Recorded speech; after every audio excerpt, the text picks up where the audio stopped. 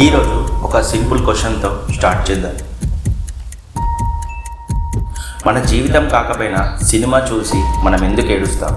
మనకు సంబంధం లేని సినిమా మన జీవితం కాదు, కానీ స్క్రీన్ మీద ఎమోషనల్ సీన్ స్టార్ట్ కాగానే మన కళ్ళల్లో నీళ్ళు వస్తాయి. ఎందుకు?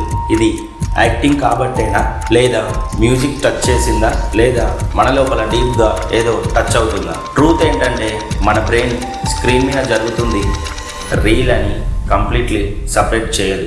It processes emotional as real. Hero pain, mother sacrifice, last scene ఇవన్నీ చూసినప్పుడు మన బ్రెయిన్ ఒకటే పనిచేస్తుంది. It searches memory. ఈ ఫీలింగ్ మన లైఫ్లో ఎప్పుడైనా ఫీల్ అయ్యిందా? ఒకవేళ అది మ్యాచ్ అయితే బ్రెయిన్ అంటుంది ఐ నో దిస్ పెయిన్. అక్కడే ఎమోషనల్ కనెక్షన్ బిల్డ్ అవుతుంది. సో స్క్రీన్ మీద సీన్ ట్రిగ్గర్ అవుతుంది, కానీ ఎమోషన్ మాత్రం మన లైఫ్ నుంచే వస్తుంది. అందుకే కొన్ని సీన్స్ చూసి లౌడ్గా ఏడవడం, సైలెంట్గా డీప్గా ఫీల్ అవ్వడం చేస్తూ ఉంటాం.